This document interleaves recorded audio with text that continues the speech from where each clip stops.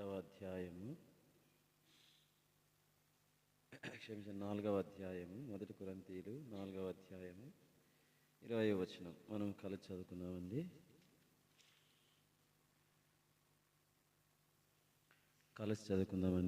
దేవుని రాజ్యము మాటలతో కాదు శక్తితోనే ఉన్నది. కొంచెం జలుబు ఎక్కువగా ఉంది, అలర్జీ ఎక్కువైంది. దానివలన నేను మాస్క్ పెట్టుకునే మరి పరిచర్య చేస్తాను, కాబట్టి దయచేసి అభ్యంతరపడకుండా క్షమించండి. మరొకసారి ఈ భాగాన్ని మనం చదువుకుందామండి. 1 కొరింథీయులకు రాసిన పత్రిక 4వ అధ్యాయము 20వ వచనం మనం కలిసి చదువుకుందామండి. 4వ అధ్యాయం 20వ వచనం. దేవుని రాజ్యము మాటలతో కాదు శక్తితోనే ఉన్నది. దేవుని రాజ్యం ఎలాంటిది అని అంటే పౌలు ఈ మాటల్లో చెబుతూ ఉన్నాడు. అది మాటలతో కూడింది కాదయ్య, అది శక్తితో కూడినది అని. అంటే దేవుని రాజ్యము శక్తితో కూడినది. మనము నిన్నటి దినం చూసాము. రాజ్యం అంటే ఎవరు? రాజ్యం అంటే ఏంటి? ఆరాధన వర్తమానంలో చూసుకున్నాం నిన్నటి దినమున. ఎవరు చెప్పండి? మనమే, రక్షణ పొందినటువంటి మనమే ఆయన రాజ్యము అని. మీకు ఇంకా డౌట్ ఉంటే చదువుదామా? మరి కొలస్సీలకు రాసిన పత్రిక 1వ అధ్యాయము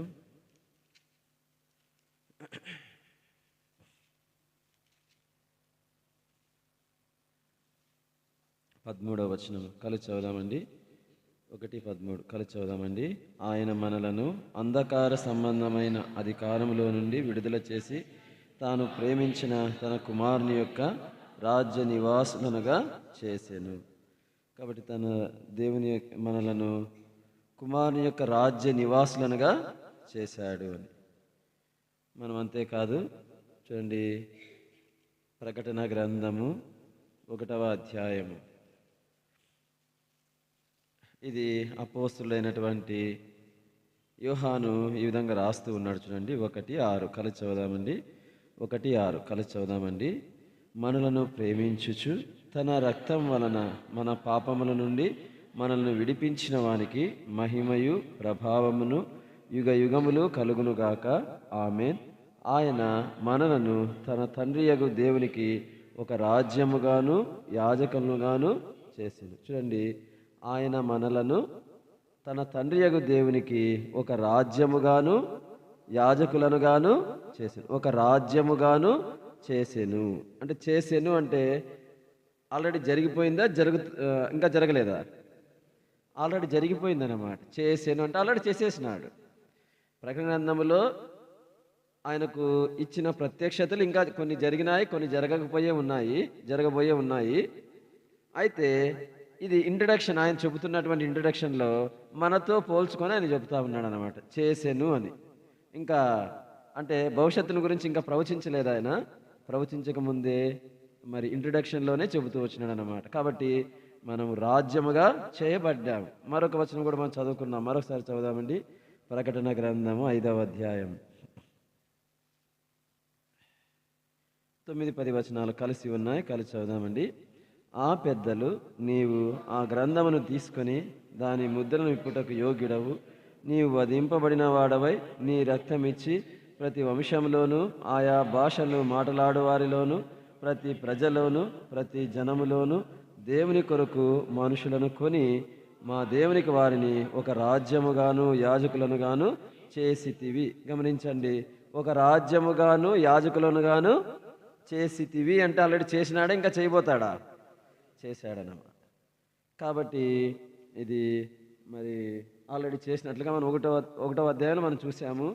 తర్వాత 5వ అధ్యాయంలో జరగబోయేటువంటి ఆ యొక్క సంఘటనలో కూడా వారు చేసితివి అని చెబుతారన్నమాట.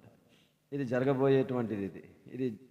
కాబట్టి ఏదేమైనా మరి ఆల్రెడీ జరిగినదే. అంటే ఇది రాసే సమయంలో ఆల్రెడీ జరిగింది.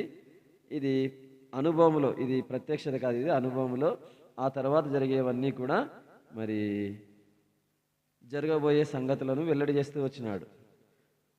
ప్రవచించిన తర్వాత ఇప్పటి వరకు కూడా ప్రవచించినవి కొన్ని నెరవేరుతూ వచ్చినాయి, ఇంకా నెరవేరాల్సినవి ఉన్నాయన్నమాట ప్రకటన గ్రంథంలో. సరే, ఇప్పుడు మనలను ఏం చేస్తాడు చెప్పండి? మనలను కాబట్టి రాజ్యం అంటే ఎవరు? మనమే. ఇప్పుడు మనము రాజ్యం అని అన్నప్పుడు మనం వాక్యంలో చూస్తూ వచ్చినాము, రాజ్యం అంటే ఎట్లాంటిదంట? పరలోక రాజ్యము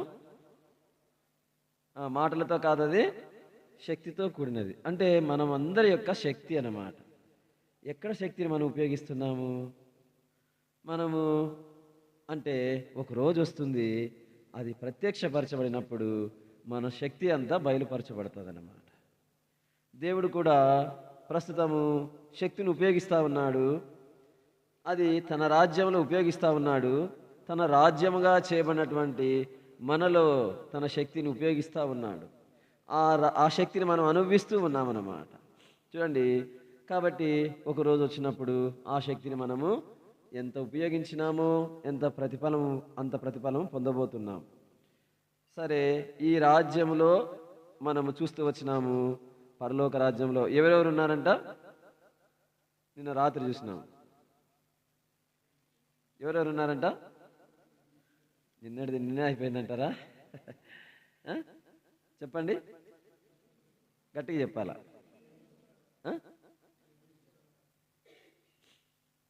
మధ్యాహ్నం అన్నం తిన్నారో లేదో మీరు?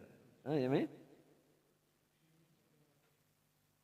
సరే, అంటే ఎత్తబడే వాళ్ళు ఎవరంటే చూసినాం రాత్రి. ఎత్తబడే వాళ్ళు ఎవరు అంటే క్షమించే వాళ్ళు, అలాంటి వాళ్ళంతా ఎత్తబడతారు అని. పరలోక రాజ్యంలో ప్రస్తుతం ఎవరున్నారు? ఎవరెవరున్నారు? సరే, మరొకసారి చదువుకుందామండి. మత్తయి సువార్త 13వ అధ్యాయం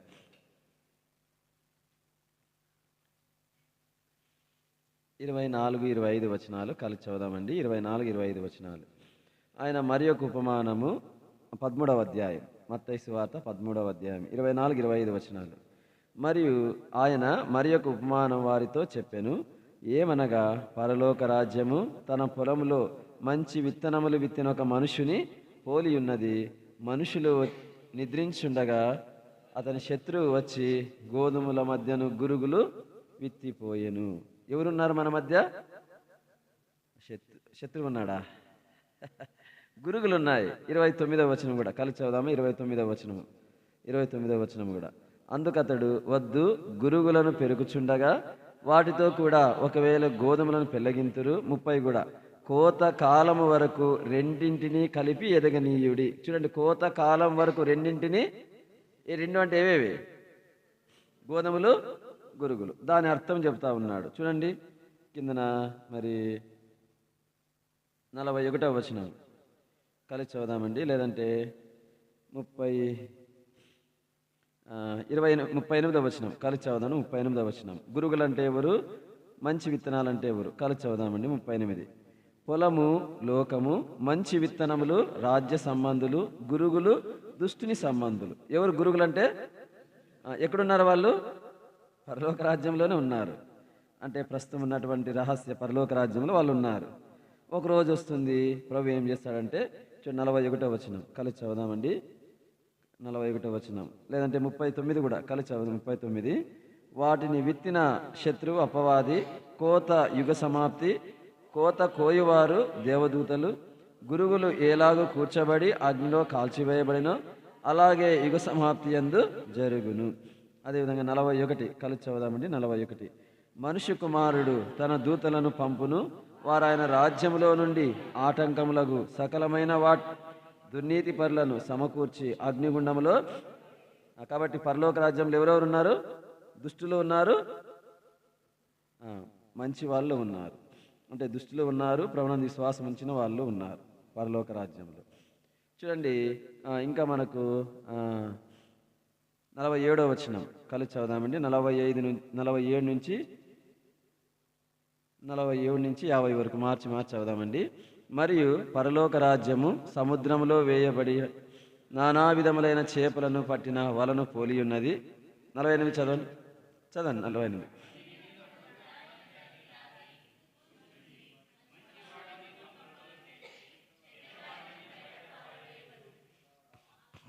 అలాగే యుగ సమాప్తి ఎందు జరుగును, దేవదూతలు వచ్చి నీతిమంతులలో నుండి దుష్టులను వేరుపరిచి, చదవండి.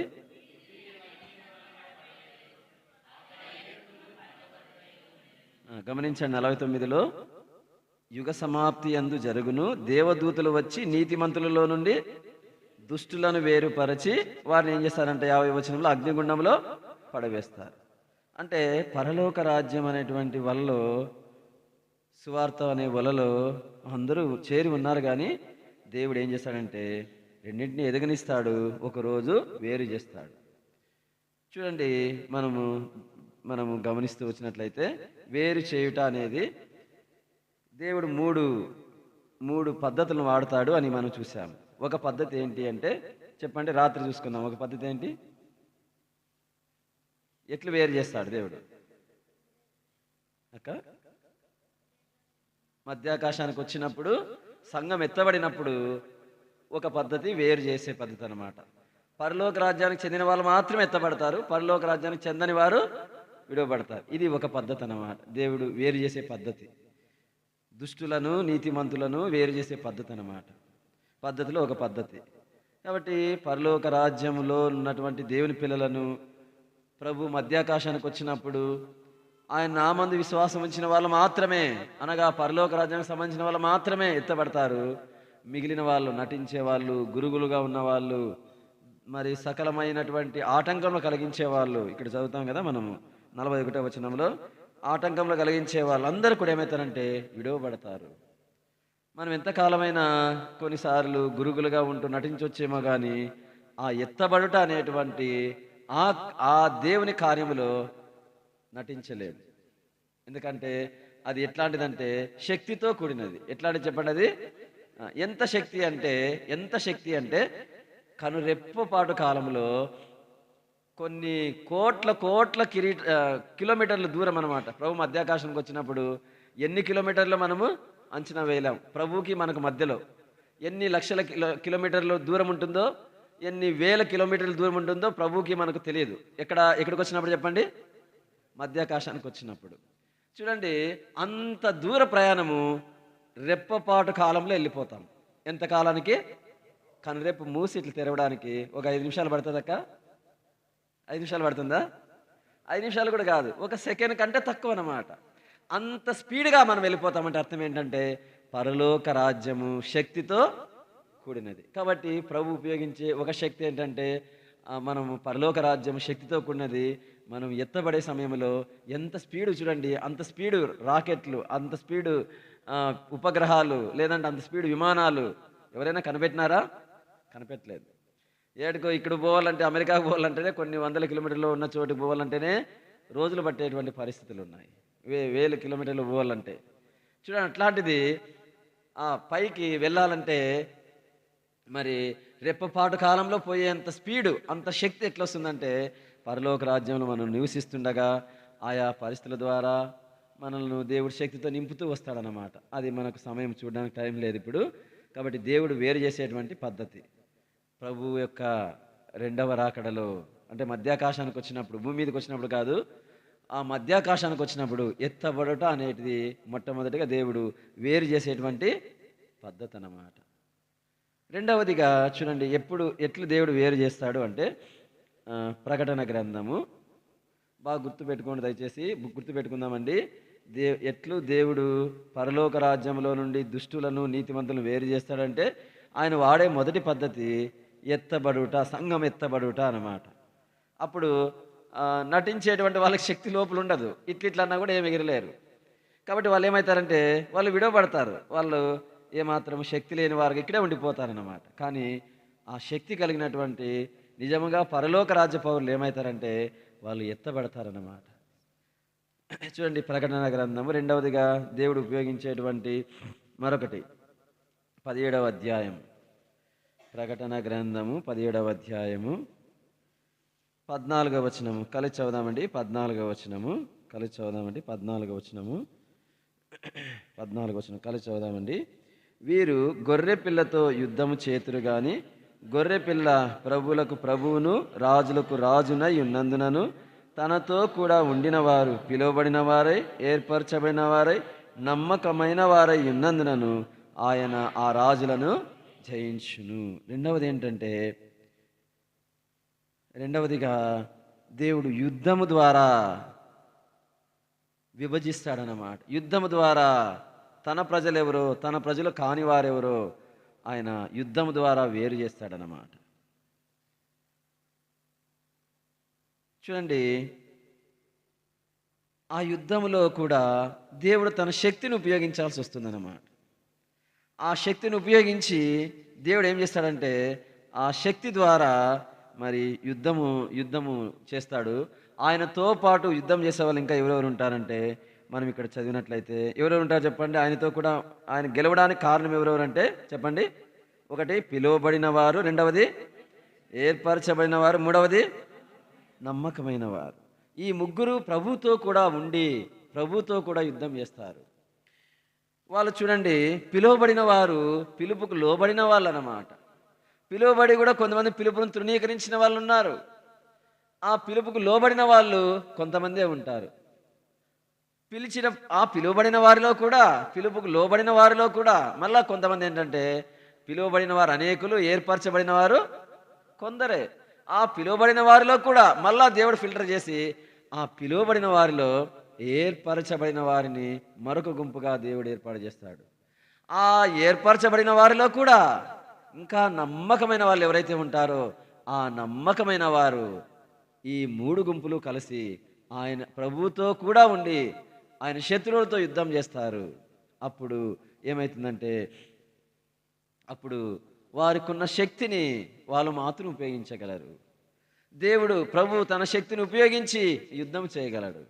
ప్రభు గెలవడానికి కారణం ఎవరంటే, ఇక్కడ ఎట్లాంటి మాట రాయబడిందంటే, ప్రభు ఎందుకు గెలిచాడు అంటే ఇక్కడ రాయబడి చూడండి, గొర్రె పిల్ల ప్రభువులకు ప్రభువును రాజులకు రాజునై ఉన్నందునను తనతో కూడా ఉండిన వారు, పిలువబడిన వారు, ఏర్పరచబడిన వారు, నమ్మకమైన వారై ఉన్నందునను ఆయన ఆ రాజులను జయించును. ఆ రాజులను జయించడానికి కారణం ఏంటంటే, ఒకటి ఆయన ప్రభువులకు ప్రభువు, రాజులకు రాజు మాత్రమే కాదు, ఆయనతో కూడా ఉండిన వారు ఎలాంటి వారంటే, ఆయనతో కూడా ఉండబోయేవారు ఎలాంటి వారంటే, చూడండి, మధ్యాకాశానికి ఎత్తబడిన తర్వాత 7 సంవత్సరాలు భూమి మీద శ్రమల కాలం, మహాశ్రమల కాలము జరుగుతుంది.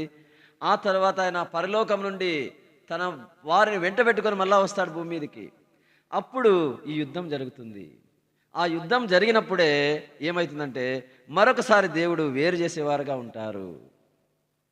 కాబట్టి ప్రియమైన సోదరా సోదరి, ప్రభు జయించేటువంటి ఆ విజయమునకు నీవు నేను మరి సహాయకులుగా ఉండాలంటే మనము పిలువబడిన వారముగా ఉండాల. సువార్తకు అనేక మందిని సువార్త ద్వారా ప్రభు పిలుస్తా ఉన్నాడు. చూడండి, తెస్సలోనికైలకు రాసిన పత్రిక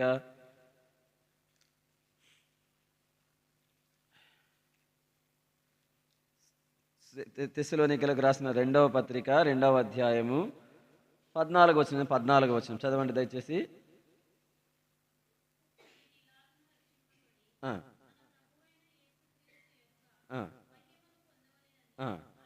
గమనించండి, ఆయన మా సువార్త వలన మిమ్మును పిలిచింది.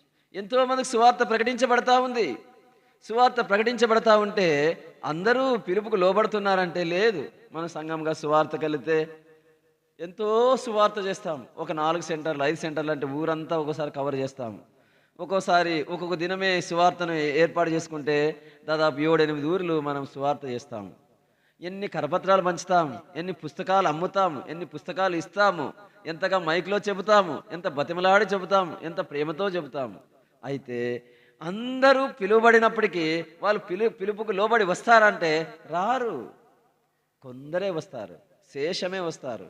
మనం ఇక్కడ కూర్చున్న మనము ప్రభు కృపను బట్టి ప్రభు మనల్ని సువార్త ద్వారా పిలిచాడు.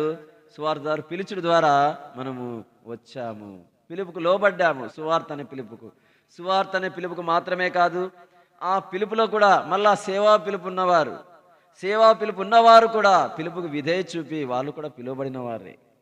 వారు ఆ పిలువబడిన వారు, ఆ పిలువబడిన వారిలో మళ్ళా ఏర్పరచబడిన వారు, ఆ ఏర్పరచబడిన వారిలో మరి నమ్మకమైన వారు ఈ ముగ్గురు కలిసి, ఈ 3 గుంపుల వారు కలిసి ప్రభుతో పాటు ప్రభు యొక్క శత్రువులతో యుద్ధం చేస్తారు పరలోకం నుండి దిగి వచ్చి. ఎప్పుడంటే చూడండి, బాగా అర్థం చేసుకోండి. మొదటిగా దేవుడు ప్రభు ఏం చేస్తాడు, మధ్యాకాశానికి వచ్చినప్పుడు సంఘం అంతా ఏమవుతుంది, ఎత్తబడుతుంది. ఎవరంటే పరలోక రాజ్యంలోని వాళ్ళంతా ఎత్తబడతారు. నీతిమంతులైన వారు, దుష్టులంతా విడువబడతారు, నటించే వాళ్ళంతా విడువబడతారు. ఇది మందిరాల్లో కూడుకునే ప్రజల గురించే. అందుకే మనం చూస్తూ వచ్చినాం కదా నిన్నటి దినమున, పరలోక రాజ్యం బలాత్కారులతో పట్టబడుతోంది అని. కాబట్టి బలాత్కారం సంఘంలో కొంతమంది చేస్తూ ఉంటారు. వాళ్ళు ఎవరంటే గురుగులు. ఆ గురుగులు అనేటువంటి ఆ బలాత్కారులు వారు పరలోక రాజ్యంలో వేరు చేయబడినప్పుడు ఆ ఎత్తబడట్లో వాళ్ళు ఎత్తబడలేరు, విలువబడతారు వాళ్ళు. బహుశా వారిలో మనం గొప్పవాళ్ళు అనుకునే వాళ్ళు కూడా ఉండొచ్చేమో, చెప్పలేము. వాళ్ళు ఈ అన్న ఎంత ఆత్మీయుడు అని, ఈ అక్క ఎంత ఆత్మీయురాలు అని అనుకునే వాళ్ళు కూడా బహుశా ఎత్తబడని వారిలో ఉంటారేమో తెలియదు. ఒక పుస్తకం ఉంది, మీకు కూడా ఎక్కడైనా దొరికితే అది చదవండి. నీవు విడవబడితే అనే పుస్తకం. ఏం పుస్తకం? పుస్తకం పేరే. ఆ పుస్తకము నేను కొన్నిసార్లు బలహీనునిగా ఉన్నప్పుడు చదివితే ఏమయ్యేదంటే భయం పుట్టేదన్నమాట. ఒక సేవకునికి ఇచ్చినాను. ఆ సేవకుడు అన్న చదివిన తర్వాత ఆయన ఏమన్నాడంటే, పాల్ దయచేసి ఈ పుస్తకం ఎవరికి ఇవ్వద్దు పాల్ అన్నాడు. ఎందుకన్నానంటే ఏమంటాడంటే, ఈ పుస్తకం చదువుతా అంటే భయం అవుతుంది పాల్, మళ్ళీ నేను విడువబడితే ఎట్లా అనే భయం అవుతుంది అన్నాడు అనమాట. విడువబడితే ఎట్లా ఉంటుంది అని. కాబట్టి దయచేసి విడువబడితే చాలా కఠినమైన పరిస్థితులు కూడా మనం పోవాల్సి వస్తుంది. ఎత్తబడిన సంఘము ఆ 7 సంవత్సరాలు ప్రభుతో కూడా గడుపుతూ ఉంటారు. మరి తర్వాత 7 సంవత్సరాల తర్వాత మళ్ళీ తిరిగి వస్తారు. ఈ ఈ నీతిమంతులు ప్రభుతో కూడా 7 సంవత్సరాలు ఉండే కాలంలో ఈ భూమి మీద శ్రమల కాలము, మహాశ్రమల కాలం అనుభవిస్తారు. భూమి మీద ఉన్నటువంటి జనులు అనేకమైన తెగుళ్ళు, అనేకమైనటువంటి శ్రమలు, అనేకమైనటువంటి కష్టములు, వేదనలు, దుఃఖములు, మరి అనారోగ్య పరిస్థితులు, ఇలాగ ఎన్నో భూమి మీద ఉన్నటువంటి వారు ఎదుర్కొంటారు. అవి సహించడానికి ఎవ్వరికి చేత కాదు. ఒకానొక సమయంలో అసలు మరణం అనేదే మూయబడుతుందంట. ఏమి చేసినా కూడా చావాలని చావు రాకుండా ఉంటుందంట. చావడానికి ఆత్మహత్య చేసుకోవాలనుకున్నా చావు రాదు. ఇప్పుడు విషయం తాకితే ఇప్పుడు చనిపోతా ఉన్నాము. ఒకానొక దినం దేవుడు నిర్ణయించిన ఆ కాలంలో, దినము కాదు ఆ కాలంలో, ఆ ప్రభు సంఘం ఎత్తబడిన తర్వాత వచ్చే ఆ కాలంలో ఎంతమంది ఒకవేళ ఈ బాధలన్నీ తట్టుకునేది ఏళ్ళనైనా చచ్చిపోదామని చనిపోవడానికి ప్రయత్నించినా కూడా చావు రాదంట. కొండల దగ్గర పోయి నా మీద పడండి అని రాయలు మీద పడినా కూడా చారిపోరంట. ఏం చేసుకున్నా చనిపోరు. అంటే చావు రాకుండా నొప్పిని బాధను ఖచ్చితంగా భరించాల్సిందే. అందుకే అది అంత భయంకరమైనది శ్రమల కాలము. అందుకే అది భయంకరమైన మహాశ్రమల కాలం. ఆ శ్రమల కాలం, మహాశ్రమల కాలం తప్పించుకోవాలంటే ఎత్తబడే వారిలో మనం ఒకరిగా ఉంటే ప్రభుకు స్తోత్రము. అలా ఉండుటకు మనకు ప్రభు కృపానుగ్రహించునుగా. నిన్నటి దినం చూస్తూ వచ్చినాము. మనం ఎత్తబడాలంటే ఆ లక్షణాలు కలిగి ఉంటే మనం ఎత్తబడే వారంగా ఉంటాం. చూడండి, దేవుడు వేరు చేసేటువంటి రెండవది ఏంటంటే యుద్ధం ద్వారా దేవుడు వేరు చేసేవాడుగా ఉంటాడు. ఈ యుద్ధం అనేది జరిగినప్పుడు మరొక వచనము చూడండి, ప్రకటన గ్రంథము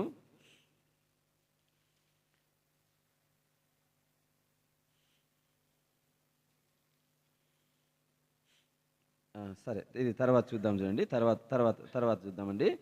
క్షమించండి. చూడండి, ఇప్పుడు దేవుడు వేరు చేసే పద్ధతులు 2 చూసినాం. ఒకటేంటి చెప్పండి?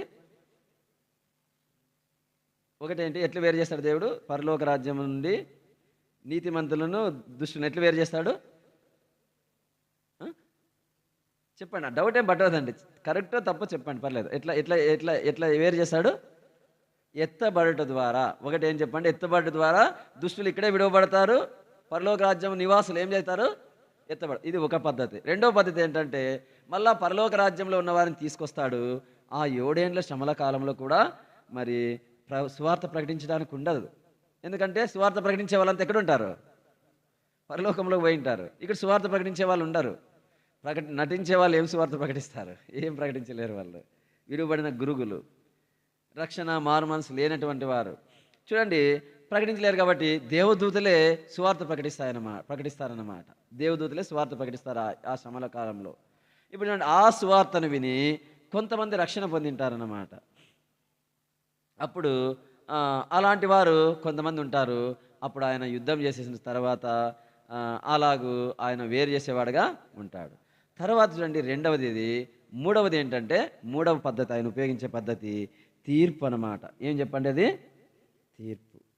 ఇది ప్రకటన గ్రంథం 20వ అధ్యాయంలో మనం చదువుతాం. ప్రకటన గ్రంథము 20వ అధ్యాయం చూడండి, 11వ వచనం నుండి 15 వరకు మనము మార్చి చదువుకుందామండి. మార్చి చదువుకుందామండి. లేదంటే 11, 12 వచనాలు చాలండి. మనం సమయం ముందుకెళ్ళడానికి 11, 12 వచనాలు. లేదా 11 నేను చదువుతాను, 12 మీరు చదవండి. మరియు ధవళమైన మహాసింహాసనమును దాని యందు ఆసీనుడైన ఒకరిని చూచి తిని, భూమి ఆకాశములు ఆయన సముఖము నుండి పారిపోయెను, వాటికి నిలువ చోటు కనబడకపోయెను.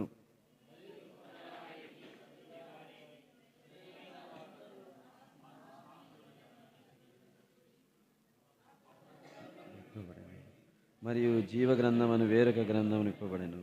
ఆ గ్రంథముల యందు రాయబడి ఉన్న వాటిని బట్టి తమ క్రియల చొప్పునను మృతులు తీర్పు పొందిరి. రెండవది ఏంటంటే, తీర్పు ద్వారా వేరు చేస్తాడనమాట. దేని ద్వారా చెప్పండి? తీర్పు ద్వారా. ఆ తీర్పులోన ఎట్లా ఉంటుందంటే, మనం ఇక్కడ చదువుతున్నాము ఏంటంటే, అక్కడ తీర్పు జరగకముందు భూమి ఆకాశములు గతించిపోతాయి. ఆ కొద్దివారు గొప్పవారు, మృతులైన వాళ్ళందరూ, అంటే చనిపోయిన వాళ్ళందరూ కూడా తిరిగి లేస్తారు. లేచి ఏం చేస్తారంటే, ఆ ధవల సింహాసనం అంటే మహిమగల సింహాసనం అని మనం పెద్ద ప్రవక్తల గ్రంథంలో చదువుతాము. మహిమగల సింహాసనము. ఆ ధవలం అంటే ఏంటి చెప్పండి? తెలుపు అని. ఆ తెల్లని సింహాసనం లేదా మహిమగల సింహాసనం మీద ప్రభు ఆసీనుడై ఉండగా అనేక మంది మృతులైన వాళ్ళు, ఈ లోకంలో గొప్పవాళ్ళు, తర్వాత కొద్దివారు, గొప్పవారు కొద్దివారు, అందరు కూడా లేస్తారనమాట. ఈ మాట ప్రభువే చెప్తూ వచ్చినాడు. చూడండి, యోహాను సువార్త 4వ అధ్యాయం. యోహాను సువార్త 4వ అధ్యాయం.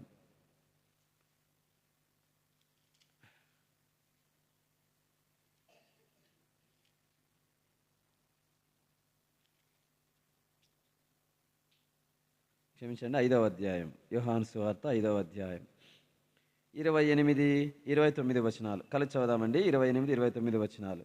దీనికి ఆశ్చర్యపడకుడి, ఒక కాలం వచ్చున్నది, ఆ కాలమున సమాధులలోనున్న వారందరూ ఆయన శబ్దము విని, మేలు చేసిన వారు జీవ పునరుత్థానమునకును, కీడు చేసిన వారు తీర్పు పునరుత్థానమునకును బయటికి వచ్చెదరు. చూడండి, మేలు చేసిన వాళ్ళు, కీడు చేసిన వాళ్ళు అందరూ కూడా సమాధిలోంచి వస్తారు. మొదటి పునరుత్థానము ఆల్రెడీ జరిగిపోయి ఉంటుంది. మొదటి పునరుత్థానం అంటే ప్రభు మధ్యాకాశానికి వచ్చినప్పుడు మనము సజీవులుగా ఉంటే మనం ఎత్తబడతాము. ఒకవేళ చనిపోయి ఉంటే వాళ్ళు సమాధిలో నుండి లేచి ఎత్తబడి ఉంటారు. అది మొదటి పునరుత్థానం. అంటే చూడండి, అలాగ ఎత్తబడి ప్రభుతో కూడా వెళ్ళిపోతాం ప్రభు మధ్యాకాశానికి వచ్చినప్పుడు. ఇప్పుడు ప్రభు వచ్చిన తర్వాత మళ్ళీ రెండవసారి మరి పునరుత్థానులు అవుతారు. అప్పుడు ఎలాంటి వాళ్ళు అవుతారంటే, మొదటి పునరుత్థానంలో కేవలము విశ్వాసులైన వారు, నీతిమంతులైన వారు, పరలోక రాజ్యానికి చెందిన వాళ్ళు మాత్రమే లేపబడతారు. మిగిలిన వాళ్ళు అట్లే ఉంటారు. వాళ్ళు మాత్రమే లేచి పరలోకానికి ప్రభుతో కూడా వెళ్తారు.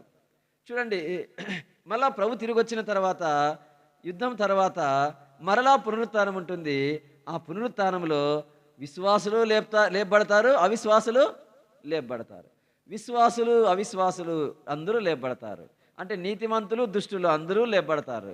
గురుగులు గోధుమలు లేదా మంచి విత్తనాలు చెడ్డ విత్తనాలు అందరూ, మంచి చేపలు చెడ్డ చేపలు అందరూ ఎత్తబడతారు. ఎత్తబడిన తర్వాత అంటే ఆల్రెడీ అంతకుముందు ఉన్న వాళ్ళు ఎత్తబడింటారు.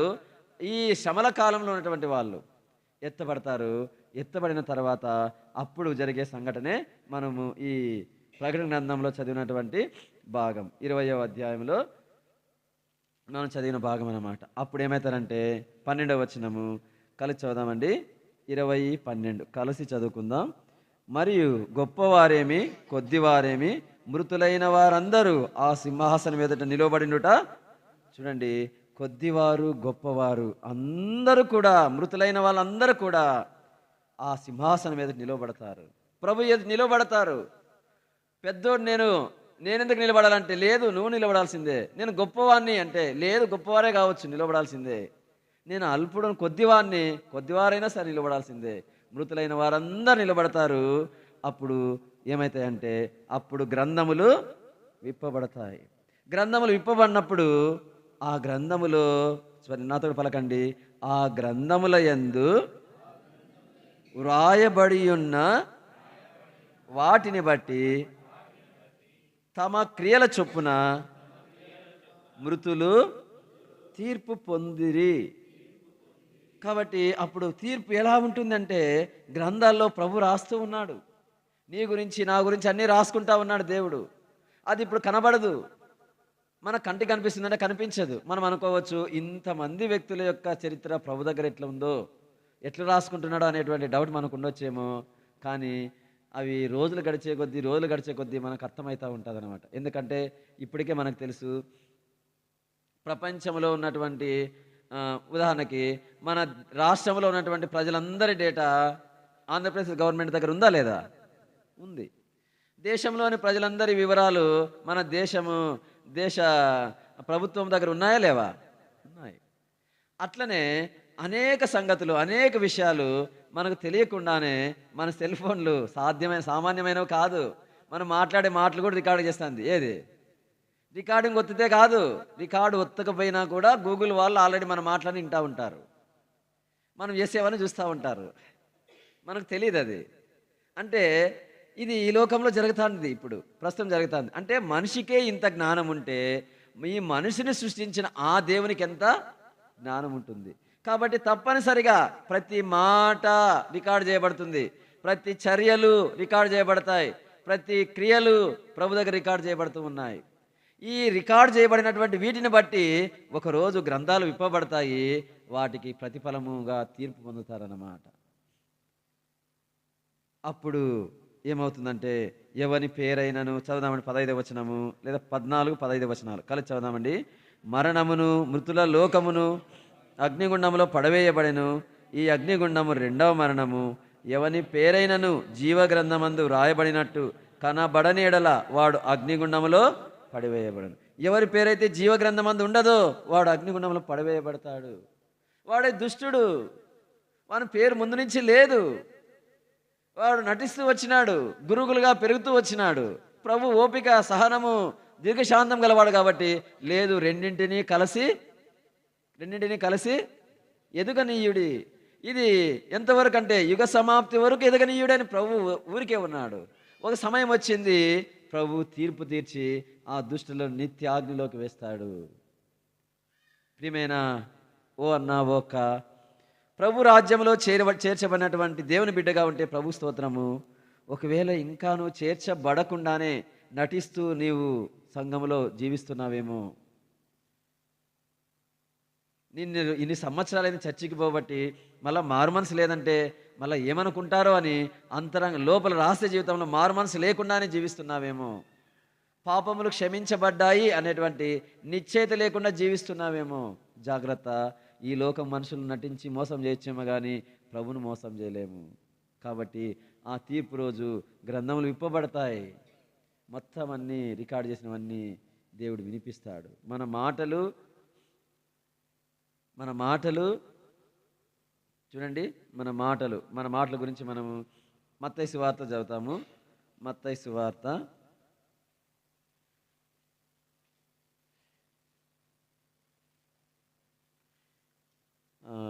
12వ అధ్యాయం 36వ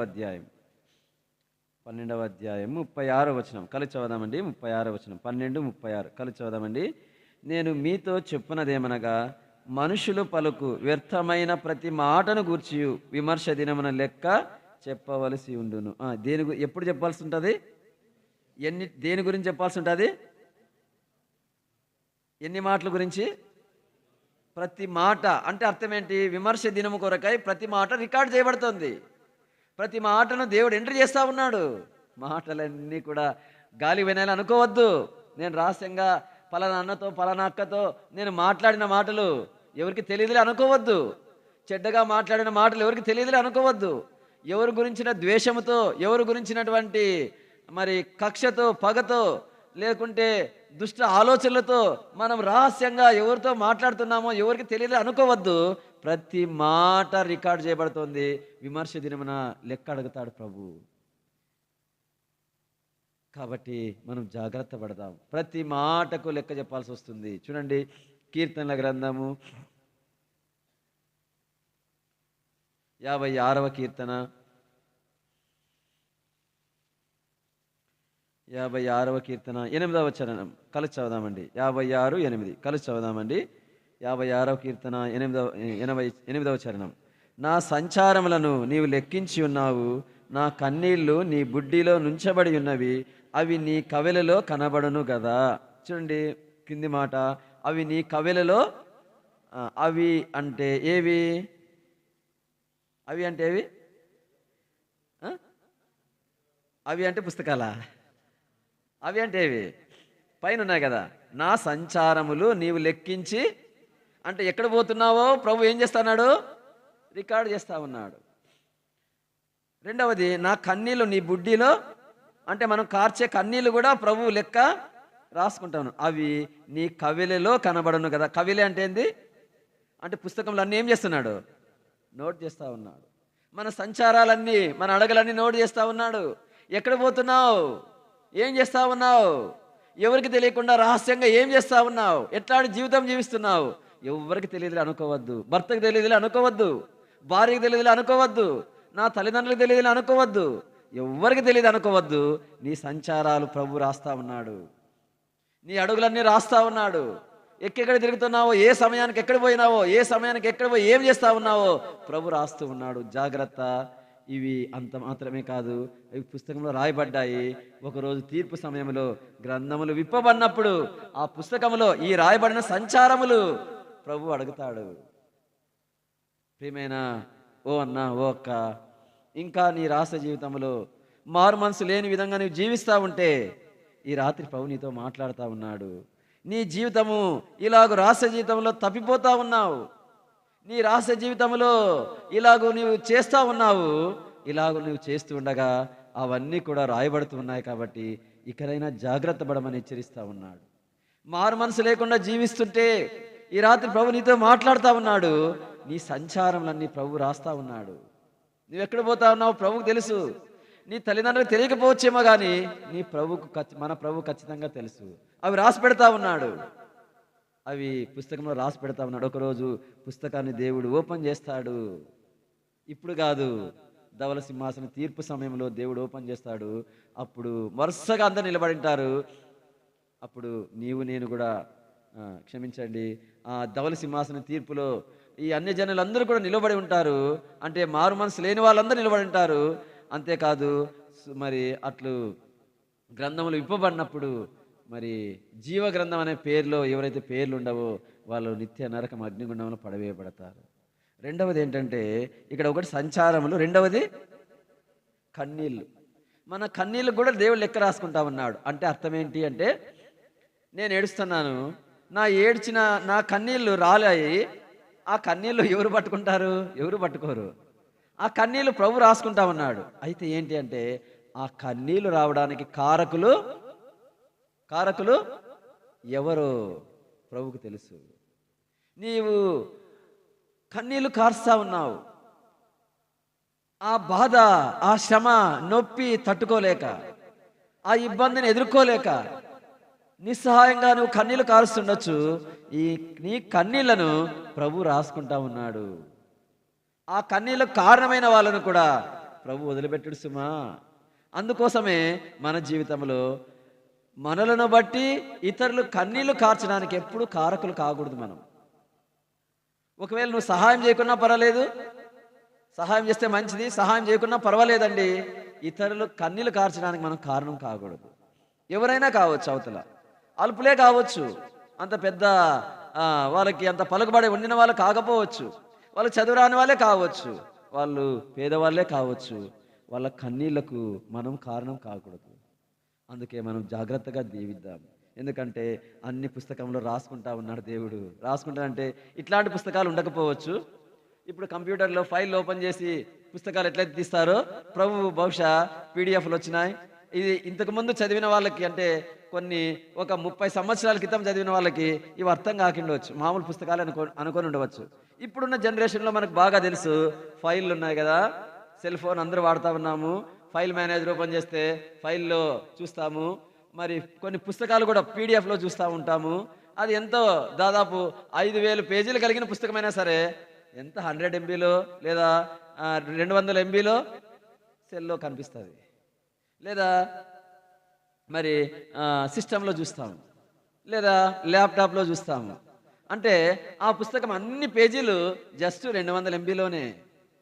ఇంకా ఇట్లు ఎన్ని పుస్తకాలు, ఎంతమంది వ్యక్తులు, నా పుస్తకము, నీ పుస్తకము, ఎన్ని పుస్తకాలు ప్రభు రాశాడు, అవన్నీ పీడిఎఫ్లో ఉండొచ్చు, సిస్టంలో చూస్తాడేమో ప్రభు తెలియదు. మెట్టుకైతే అన్ని రికార్డ్ అవుతూ ఉన్నాయి, గ్రంథములు విప్పబడతాయి. ప్రియమైన సోదరా సోదరి, మనం జాగ్రత్తగా ఉందాము. దేవుడు వేరు చేసేటువంటి ఈ తీర్పు మనము తప్పించుకోవాలి. ఈ ధవల సింహాసనం తీర్పును తప్పించుకోవాలంటే ప్రభువైన యేసుక్రీస్తునందు విశ్వాసం ఉంచాలి. ప్రభువైన యేసుక్రీస్తునందు విశ్వాసం ఉంచితే ప్రభు నీ పాపాలు క్షమిస్తాడు. చూడండి, ఈ ధవల సింహాసన తీర్పు అనేది ఈ తీర్పు సమయంలో మరి ఏదైనా తీర్పు చెప్పాలంటే ఏముండాలా? సాక్ష్యం ఉండాలి కదా. మరి సాక్ష్యం ఎవరు చెప్తారు సాక్ష్యము అని అంటే, అంతే. సాక్ష్యం గురించి ధ్యానించక ముందు చూడండి, రోమీలకు రాసిన పత్రిక, ఇది మీరు బాగా నిదానంగా చదివితేనే మీకు అర్థమవుతుంది, లేకుంటే అర్థం కాదు. రోమీలకు రాసిన పత్రిక 8వ అధ్యాయం. రోమీలకు రాసిన పత్రిక 8వ అధ్యాయం చూడండి. 19, 20, 21 కలిసి ఉన్నాయి. 19 నేను చదువుతాను, 20, 21 మీరు చదవండి, 22 మనం కలిసి చదువుకుందామండి. దేవుని కుమారుల ప్రత్యక్షత కొరకు సృష్టి మిగుల ఆశతో తేరి చూచుచు కనిపెట్టుచున్నది. చదవండి.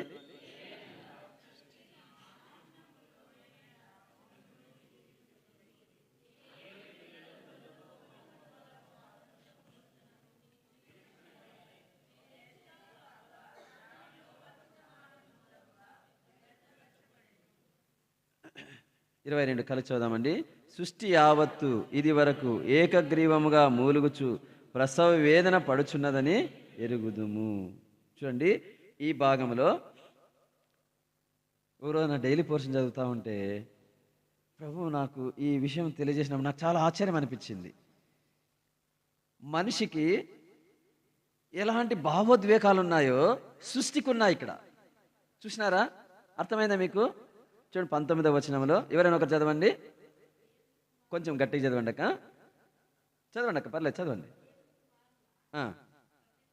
ప్రత్యక్షత కొరకు సృష్టి మిగుల ఆశతో, అంటే సృష్టికి ఏముంది? ఆశ ఉంది. మనకుంది ఆశ, మనుషులందరికీ ఆశ ఉంటాయి కదా, సృష్టికి ఆశ ఉంది. రెండవది తేరి చూస్తూ అంటే ఆగండక, తేరి చూస్తూ అంటే అట్లే నిదానించి చూడడం అన్నమాట. అంటే చూసేది ఎవరు చూస్తాము? మనుషులు చూస్తాం కదా, సృష్టి కూడా చూస్తుందంట. చూడండి, రెండవది. మూడవది కనుపెట్టుచున్నది, అంటే ఎదురు చూస్తా ఉందంట. మనం ఎదురు చూస్తాం కదా, సృష్టి కూడా. అంటే ఇవి మనిషి యొక్క లక్షణాలా కాదా? చెప్పండి. మనిషి యొక్క లక్షణాలే సృష్టి కూడా కలిగి ఉంటా ఉంది. సృష్టి అంటే ఏంటి? రాళ్ళు, చెట్లు, కొండలు, మరి ఇలాగూ మనం చూసేవన్నీ అన్నమాట. ఇవన్నీ కూడా చూడండి జీవం కలిగినవిగా ఉన్నాయి, మనకు కనపడడం లేదు. ఇవి ఆశ ఉంది వాటికి. రెండవది చూస్తూ ఉన్నాయి, మూడవది కనిపెడతా ఉన్నాయి. అంతేకాదు చూడండి, 20, 21 చదవండి.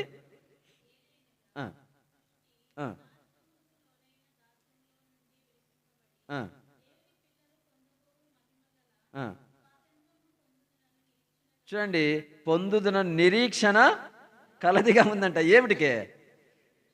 మనకు మాత్రమే కాదు నిరీక్షణ, సృష్టికి కూడా నిరీక్షణ ఉంది. చూడండి, 4వది, 5వది అట్లే చూడండి.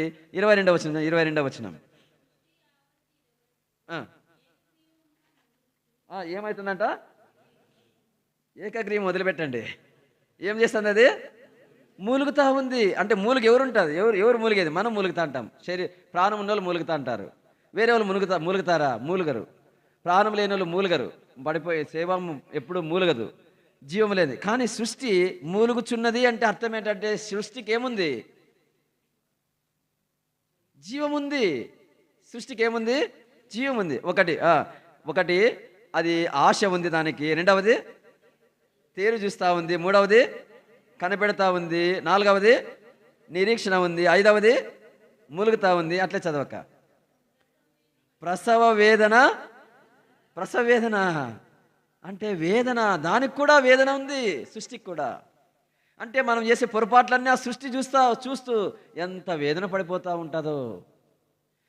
చూడండి, అంటే సృష్టికి జీవం ఉంది అని ఈ 6 స్వభావాలు, జీవం కలిగిన ఒక వ్యక్తికి ఉండేటువంటి స్వభావాలు సృష్టికి కూడా ఉన్నాయన్నమాట. అంటే అర్థం ఏంటంటే ఈ సృష్టి మన గురించి సాక్ష్యం ఇవ్వబోతుంది.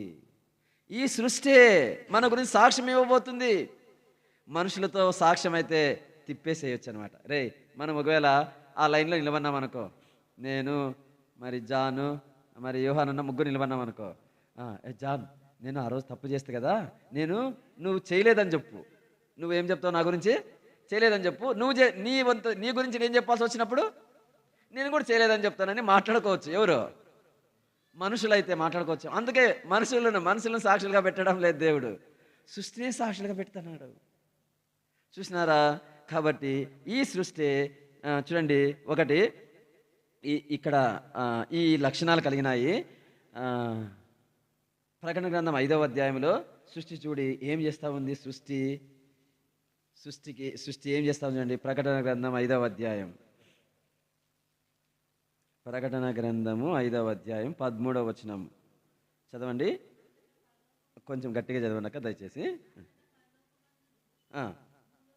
భూలోకమందును భూమి క్రిందను సముద్రములోను ఉన్న ప్రతి సృష్టము, అంటే ప్రతి సృష్టం అంటే సృష్టిలో ఉన్న ప్రతి వస్తువు అన్నమాట. అది భూలోకమందును పరలోకమందును భూమి కింద ఉన్న సముద్రములో ఉన్న అన్నీ కూడా అనమాట కలిసి మొత్తం. ఇంకెక్కడండి? భూమి కింద ఉన్నటువంటి సముద్రము మొత్తం అన్నిట్లో ఉన్న ప్రతి సృష్టం అంట. చదవక. వాటిలోనున్న సర్వమును సింహాసనాసీనుడై ఉన్న వానికిని గొర్రె పిల్లకును స్తోత్రమును ఘనతయు మహిమయు ప్రభావమును యుగ యుగములు కలుగును కాకని చెప్పుట వింటిని. ఎవరు ఇవ్వ చెప్తాండి ఇది మాటలు? సృష్టి ఆరాధిస్తుంది దేవుణ్ణి. రాళ్ళకి ఆడ నోరుంది, ఆరాధిస్తున్నాయి అవి. చెట్లకి ఆడ నోరున్నాయి, చెట్లు ఆరాధిస్తూ ఉన్నాయి. అందుకే సృష్టిలోని ప్రతి ఒక్కటి మనలో చూడండి మనిషి యొక్క లక్షణాలు సృష్టి కలిగి ఉన్నాయి. మనం ఇంకా యెషయా గ్రంథంలో చదువుతాము, పర్వతాలు నాట్యం ఆడతాయంట, చెట్లు. అట్లు సృష్టిని గురించి మనం నిర్జీవమైనది అనుకునే వాటి గురించి యెషయా ప్రవక్త రాస్తాడు. సరే, అవి మనం టాపిక్ మళ్ళీ డైవర్ట్ అవుతుందండి. చూడండి, తీర్పులో సాక్ష్యం చెప్పేది ఎవరంటే సృష్టి. ఎవరు చెప్పండి? అప్పుడే మనకు దగ్గరకు వస్తూ ఉంది. మీరు దయచేసి త్వరగా అయితే మనం త్వరగా ముగించుకుందాము. చూడండి, సృష్టి మనకి ఏమి చెప్పబోతుంది? సాక్ష్యం చెప్పబోతుంది. ఇప్పుడు సాక్ష్యం చెప్పేవేవి సాక్ష్యం చెబుతాయి అని అంటే చూడండి, ఇప్పుడు జాగ్రత్తగా చదవండి. యెషయా గ్రంథము 1-2. యెషయా గ్రంథం 1వ అధ్యాయం 2వ వచనం. ఆకాశమా ఆలకించుము, భూమి చెవియొగ్గుము. చాలు. అంటే అర్థం ఏంటి? ఆకాశం ఏం చేస్తూ ఉంది? ఆలకిస్తుందంటే ఇంటా ఉంది. రెండవది, భూమి ఏం చేస్తుంది? భూమి కూడా ఇంటా ఉంది. అంటే అర్థం ఏంటంటే ఒకరోజు తీర్పులోన ఆకాశము సాక్ష్యం చెబుతుంది, రెండవది భూమి సాక్ష్యం చెబుతుంది. భూమికి తెలియకుండా ఏం చేస్తామక్క మనము? ఏం చేస్తామన్నా మనము? భూమికి తెలియకుండా ఏం చేయడానికి వీల్లేదు. ఖచ్చితంగా భూమికి తెలిసిపోతా ఉంది కాబట్టి భూమే తీర్పులో సాక్ష్యం చెబుతుంది. ఆకాశమే, ఒకవేళ ఆకాశం కనబడకుండా ఇంట్లోకి వచ్చి చేద్దామంటే కిటికీలో ఏడవుతూ ఆకాశం కనిపిస్తూ ఉంటుంది. అన్నీ బందేసి చేసుకుందామన్నా కూడా భూమి చూస్తూ ఉంది, కిటికీలు చూస్తూ ఉన్నాయి. సృష్టిలోని వస్తువులు చెక్కవి, సృష్టిలోంచి వచ్చినవే. కరెంటు సామానుకు వాడండి అవన్నీ కూడా ఏవవి? సృష్టిలో నుంచి వచ్చినవే. ఫ్యాను ఏది? సృష్టిలో నుంచి వచ్చిన వస్తువు ద్వారానే తయారు చేయబడింది. మన చుట్టూ ఉన్న వస్తువులు అన్నీ కూడా ఏమంటే సృష్టిలోని వస్తువుల ద్వారానే తయారు చేయబడ్డాయి. సృష్టిలోనిది కాకుండా వేరేది తయారు చేయడానికి మనిషికి చేతనవుతుందా? కాదు. మనం వాడే ప్రతి వస్తువు సృష్టిలోని వస్తువే. కాబట్టి ఆ సృష్టిలోని వస్తువులకు తెలియకుండా మనం ఎక్కడ చేయగలము, ఏమి చేయగలము? కాబట్టి సాక్ష్యం చెప్పేవంటే ఒకటి భూమి, ఆకాశం. చూడండి మీకా గ్రంథము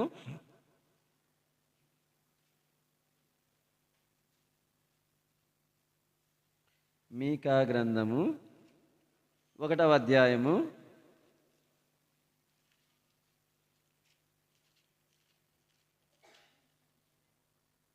2వ వచనం చదవండి. 1, 2. ఆ, ఆ, ఆ. భూమి నీవును నీలో ఉన్న సమస్తమును చెవియొగ్గి వినుడు. అంటే భూమిలో ఉన్న సమస్తం వింటా ఉంది. ఆ, ఆ. చూడండి ఇవన్నీ కూడా భూమి ఆకాశములు ఏం చేస్తున్నాయంటే వింటా ఉన్నాయి. భూమి మీద ఉన్న సమస్తము అంటే భూమి మీద ఉన్న సమస్తము మనం వాడేవన్నీ అంతే. ఇంట్లో ఉన్నవన్నీ భూమిలో ఉన్న సమస్తంలో నుండి వచ్చినవే. ఎక్కడి నుంచి వస్తాయి? ఫ్యాను, ఇనుము. ఎట్లొచ్చింది ఇనుము? భూమిలో ఉన్న ఇనుప ఖనిజమును తీసుకొని ఇనుము తయారు చేశారు. దాంట్లో పలచగా చేసి రేకులు చేశారు. అదే ఫ్యాన్. కలర్, రంగు ఎట్లొచ్చింది? రంగు ఏమైనా సృష్టించినారా? లేదు. సృష్టిలోని వస్తువులను కలపడం ద్వారా తయారైందే రంగు. ఇలాగున రంగు, మనం కొట్టుకునే రంగులు కూడా సృష్టిలోనికి చెందినవే. వాడే బల్బులు ప్రతి ఒక్కటి సృష్టిలోని వస్తువులే. కాబట్టి భూమి, ఆకాశము, భూమిలో ఉన్నటువంటి సమస్తము కూడా సాక్ష్యం చెప్పేదిగా ఉంటుంది. 6వ వచనం చదవండి.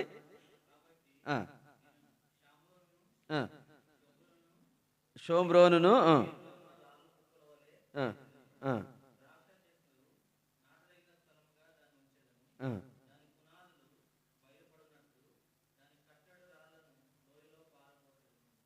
ఒక్క నిమిషం ఉన్నా. దీంట్లో ఇంకో చోట ఎట్లుంటుందంటే పర్వతములు సాక్ష్యం చెప్తాయన్నట్టుగా ఉందన్నమాట. సరే, ఓకే, ఆగుదామండి. సర్లేండి, పర్లేదు. చూడండి సృష్టిలోని ఇవన్నీ కూడా ఏం చేస్తాయంటే సాక్ష్యం చెబుతాయన్నమాట. చూడండి ఇప్పుడు ఒకటి ఆకాశము, భూమి, భూమిలో ఉన్న సమస్తము. తర్వాత చూడండి హబక్కూకు గ్రంథము 2వ అధ్యాయం. హబక్కూకు గ్రంథం 2వ అధ్యాయము 11వ వచనం. కొంచెం గట్టిగా చదివేవాళ్ళు చదవండి. చదివేవాళ్ళు అంటే చదివేవాళ్ళు ఎవరైనా అక్క మీరైనా చదవచ్చు, కానీ కొంచెం గట్టిగా చదవండి దయచేసి. 11వ వచనం. గోడలలోని రాళ్ళు మొరపెట్టుచున్నవి. అంటే వాటికి ఏముంది? నోరుంది. రాళ్ళకి ఏముంది? నోరుంది. మనకు కనబడడం లేదు, మనం అనుకోవడం లేదు, మన గ్రహింపుకు అందడం లేదు, అంతే. వాటికి నోరుంది, రాళ్ళు మొరపెడతా ఉన్నాయి. దూలములు చూసినారా? దూలాలు ఏం చెప్తున్నాయి వాటికి? అవి రాళ్ళు ఉన్నాయనుకో, ఇక్కడ సపోజ్ ఇంటిని రాళ్ళతో కట్టినామనుకోండి, ఇటుకలతో కడతామనుకో, ఇటుకలు కూడా ఎక్కడి నుంచి వచ్చినవే? మట్టిలో నుంచి వచ్చినవే, లేదా రాళ్ళలో నుంచి కంకర వాటిని పొడి చేసి కట్టినవే. ఇప్పుడు అవి బాధపడి, ఇప్పుడు దానికి ఇవి రాళ్ళు అనుకోండి, నేను పాప పనులు చేస్తా ఉన్నాను, అవి చూస్తూ అయ్యో ప్రవ్వా, ఈ పాలన్న చూడు ప్రవ్వా, పాలు ఎట్లాంటి వాడు చూడు ప్రవ్వా, ఈ చూడలేకపోతున్నానయ్యా అని అవి మొరపెడతా ఉంటే దూలాలు వాటికి జవాబు చెప్తాను. ఏమనంటే, ఏం బాధపడద్దులే, కొంచెం ఓర్చుకో, ఒకరోజు వస్తుంది కదా, మన తండ్రి అన్నీ పిలుస్తాడు కదా, అప్పుడు సాక్ష్యం చెబుతువులే, అతను పొందిపోయే శిక్ష అది పొందుతాలే, నువ్వేమి బాధపడద్దులే అని ఆ దూలాలు ఆ రాళ్లతో చెప్తా ఉన్నాయి. అంటే సాక్ష్యం చెప్పేది ఎవరెవరు? భూమి, ఆకాశము, భూమిలో ఉన్న సమస్తము, అంతేకాదు రాళ్ళు. ఎవరు చెప్పండి? రాళ్ళు. అంతేకాదు దూలములు. ఎవరు? దూలములు. చెట్లను నరికి వాటిని జీవము లేకుండా చేసి తెచ్చి ఇంట్లో దూలాలుగా వేసుకోవచ్చు. చెక్కలు అంటే దూలాలు చెక్కలతో చేసినవి, కిటికీలు చెక్కలతో చేసినవే.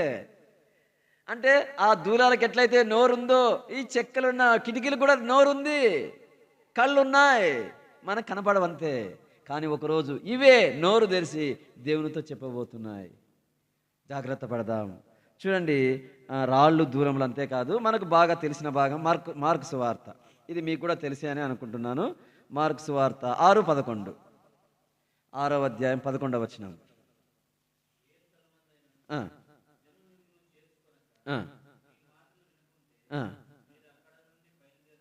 సువార్తకి వెళ్ళినప్పుడు ఎవరైనా వినకపోతే అక్కడ నుండి బయలుదేరేటప్పుడు వారి మీద సాక్ష్యముగా ఉండుటకు నీ పాదముల కింద ధూళి దులిపి, పాదముల కింద ఉండే ధూళి ఏం చెబుతుందంట? సాక్ష్యం చెబుతుందంట. ఒకసారి ఆలోచించండి, పాదముల ధూళికి తెలియకుండా ఎక్కడ పోతావు నువ్వు? ఎక్కడ పోతాము? పాదముల ధూళికి తెలియకుండా ఏం చేస్తాము? మన పాదముల ధూళికి, నా పాదముల ధూళికి నాకు తెలియకుండా, దానికి తెలియకుండా నేను ఎక్కడ పోతాను? ఎక్కడ పోయినా పాదముల ధూళి ఈడు కాకుంటే బయట ఇంకో చోట అడ్డుకుంటుంది. అంతే, అవునా కదా? ఇది కడుక్కోనికి దాంట్లో బయటకు వస్తే ఏడో బండల మీద ఉన్న ధూళేనా అంటుకుంటుంది. ఏమిటికి? కాలికి. ఆ ధూళే నేను చేసే తప్పుడు పనుల గురించి సాక్ష్యం చెబుతుంది. నీవు చేసే కార్యములు తప్పుడు పనుల గురించి సాక్ష్యం చెబుతుంది. ధూళములు మాత్రమే కాదు, పాదముల ధూళి కూడా సాక్ష్యం చెబుతుంది. చూడండి సోదరుడా, సోదరి, ఓ అన్న, ఓ అక్క, దేవుని తీర్పులో ఇన్ని సాక్ష్యం చెప్పబోతున్నాయి. ఈ లోకంలోని మనుషులతో సాక్ష్యం తిప్పివేచేమో, కానీ వీటి ద్వారా వచ్చే సాక్ష్యమును నీవు కొనగలవా? వీటి నోరు నువ్వు మూయించగలవా? వీటిని లేకుండా చేయగలవా? నీ చేత కాదు, నా చేత కాదు, ఏ మనిషి చేత కాదు. అందుకోసమే మనం జాగ్రత్త పడదాం. అన్ని ప్రభువు చూస్తూ ఉన్నాడు. ప్రభు మాత్రమే కాదు, సృష్టి ప్రతిదీ చూస్తూ ఉంది. సృష్టికి మనకెట్లా భావోద్వేగాలు ఉన్నాయో వాటికి కూడా ఉన్నాయి, కానీ వాటికి ఉన్న భావోద్వేగాలు మనకు అర్థం కావంతే, మన గ్రహింపు లేదంతే. అయితే వాటికి ఉన్నాయి. మనము ఈ రాత్రి జాగ్రత్త పడదాము. ఈ సృష్టి మాత్రమే కాదు సాక్ష్యము, ఇంకా చూడండి, సృష్టి మాత్రమే కాకుండా ఇంకా ఏం సాక్ష్యం చెప్తుందంటే యెషయా గ్రంథం 30వ అధ్యాయం. యెషయా గ్రంథము 38. రాబో దినములలో గమనించండి, నిత్యము సాక్షార్థముగా నుండునట్లు నీవు వెళ్ళి వారి ఎదుట పలక మీద దీన్ని వ్రాసి గ్రంథములో లిఖింపుము. చూడండి, ఆ గ్రంథములో ఎందుకు లిఖించాలంటే దాన్ని నిత్యము సాక్షార్థముగా ఉండునట్లు అంటే అర్థం ఏంటి? దేవుని వాక్యము, దేవుడు ఏదైతే యెషయాకు చెప్పాడో దాని గ్రంథంలో రాయి అని చెప్పాడు. ఆ గ్రంథము ఏం చేస్తుందంటే సాక్షార్థముగా ఉంటుంది. అంటే అర్థం ఏంటంటే దేవుని వాక్యము సాక్ష్యం పలుకుతుంది. ఈరోజు నీవు ఇక్కడ కూర్చొని వింటున్నావు, దేవుని వాక్యము విని నువ్వు మర్చిపోవచ్చేమో, కానీ ఈ వాక్యమే ఒకరోజు నీకు సాక్ష్యం చెబుతుంది. పలానా రోజు పలానా అన్న ఇట్లా పలానా వాక్యం ద్వారా నీకు చెప్పాడు కదా, నువ్వు వినలేదు కదా, నువ్వు లోబడలేదు కదా, నువ్వు సరి చేసుకోలేదు కదా, అట్లనే జీవించావు కదా అని విన్న వాక్యమే సాక్ష్యం చెబుతుంది. అందుకోసమే దేవుని వాక్యం వినేటువంటి దేవుని ప్రజలమైన మనము జాగ్రత్త పడాలా. దేవుని వాక్యమే మన విషయమై సాక్ష్యం ఇచ్చేదిగా ఉంటుంది. విన్న వాక్యం వ్యర్థము కాదు. నా నోట నుండి వచ్చిన మాట వ్యర్థం కాదంటే కేవలం ఎవరికి? అన్యులకు చెప్పే సువార్త కాదు, దేవుని పిల్లలమైన మనకు కూడా ఈ వాక్యం ఏం చేస్తుందంటే సాక్షార్థముగా సాక్ష్యం చెబుతుంది. సహోదరుడా, సహోదరి, అందుకోసమే మనము జాగ్రత్త పడదాం. చూడండి, మత్తయి సువార్త, ఒకటి దేవుని వాక్యము, ఒకటి సృష్టి, రెండవది దేవుని వాక్యము. చూడండి, ఇప్పుడు మత్తయి సువార్త 24:14.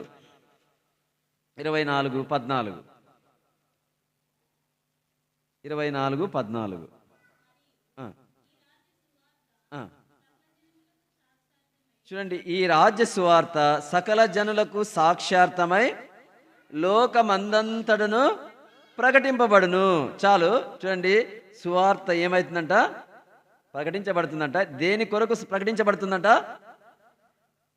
దేని కొరకు? సాక్షార్థమై ప్రకటించబడుతుంది. అంటే సాక్ష్యము కొరకు ప్రకటించబడుతుంది. సాక్ష్యము కొరకు అంటే ప్రకటించబడిన సువార్త కూడా ఏం చెబుతుంది? చెప్పండి, ఏం చెబుతుంది? సాక్ష్యం చెబుతుంది.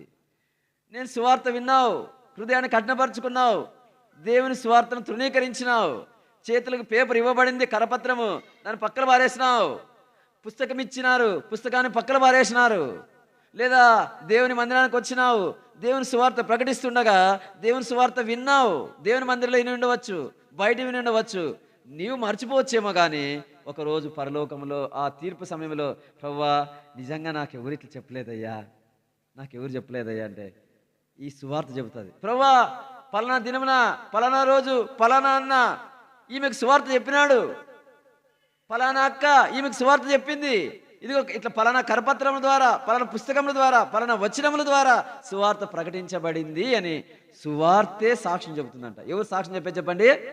సువార్తే సాక్ష్యం చెబుతుంది. అందుకోసమే మన ఆత్మీయ జీవితంలో మనం జాగ్రత్తగా ఉండాలా. ఓ అన్న, ఓ అక్క, ఇంకా సువార్త విషయంలో కఠినపరుచుకుంటున్నావేమో, సువార్త విని కూడా మారు మనసు లేని యవనస్తురాలుగా అట్లే కొనసాగుతున్నావేమో, జాగ్రత్త. సువార్తనే నీ గురించి సాక్ష్యం ఇస్తుంది. నీవు మర్చిపోయి ఉండొచ్చు సువార్త విన్నది, తేదీలు నువ్వు మర్చిపోయి ఉండొచ్చు, టైం నువ్వు మర్చిపోయి ఉండొచ్చు, చెప్పిన వ్యక్తులను గురించి కూడా నువ్వు మర్చిపోయి ఉండొచ్చు. కానీ సువార్త మర్చిపోదు. సువార్త ఖచ్చితంగా ఏం చెబుతుందంటే నీకు సాక్ష్యం చెబుతుంది. అంతేకాదు, చూడండి, మీకా గ్రంథము, మనం ఇంతకుముందు చదివిన భాగము, మీకా గ్రంథము 1వ అధ్యాయం 2వ వచనం.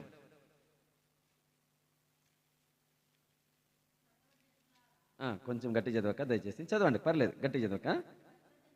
సకల జనులారా ఆలకించుడి, భూమి నీవును.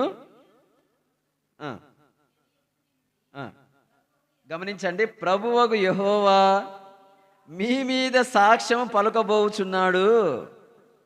పరిశుద్ధాలయము నుండి ప్రభు మీ మీద సాక్ష్యం పలుకబోచున్నాడు.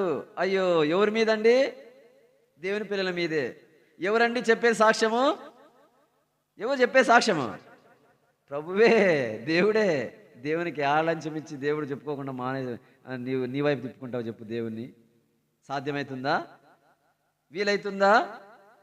వీలు కాదు. అంటే ప్రభువే, ఆ దేవుడే మన గురించి సాక్ష్యం ఇవ్వబోతున్నాడు.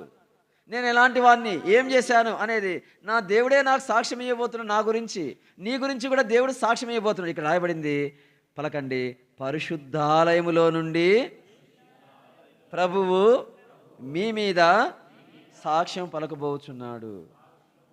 ఆయన పరిశుద్ధాలయంలో నుండి ఆయన సాక్ష్యం చెప్పబోతున్నాడు. కాబట్టి మనం ఏం కావాలంటే జాగ్రత్త పడాలి.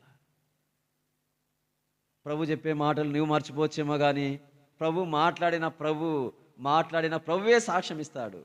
పలానా రోజు పలానా విధంగా హెచ్చరించాను, పలానా అన్న వాక్యం చెప్తే నేను హెచ్చరించాను కదా, నువ్వెందుకు మారలేదు, ఎందుకు మార్చుకోలేదు నీ పద్ధతిని, ఎందుకు నీవు మార్చబడిన జీవితం కలిగి ఉండలేకపోయినావని దేవుని పిల్లల విషయమై దేవుడే సాక్ష్యం ఇచ్చేవాడుగా ఉంటాడు. అందుకే సోదరా సోదరి, రక్షణ పొంది మారు మనసు పొందినటువంటి దేవుని బిడ్డగా ఉన్నటువంటి సహోదరా సహోదరి, అన్న అక్క, నీవు నేను మన దేవుడే మన గురించి సాక్ష్యం ఇవ్వబోతున్నాడు. కాబట్టి ఏం మాట్లాడుతూ ఉన్నాడో సరి చేసుకుందాం. దేవుని వాక్యాన్ని బోధించే నేను కూడా ఏం బోధిస్తున్నానో దేవునికి తెలుసు. దేవుడు దీని విషయమై కూడా సాక్ష్యం పలకపోతూ ఉన్నాడు. అందుకే మనం జాగ్రత్త పడదాం. చూడండి, ఇంకా మనకు సాక్ష్యం చెప్పేవి ఇంకా ఏంటంటే యెషయా గ్రంథం 59వ అధ్యాయం. నా ఇన్ని సాక్ష్యాలు చాలన్నా ఇంక అర్థమైందంటారా? చూడండి, యెషయా గ్రంథము 59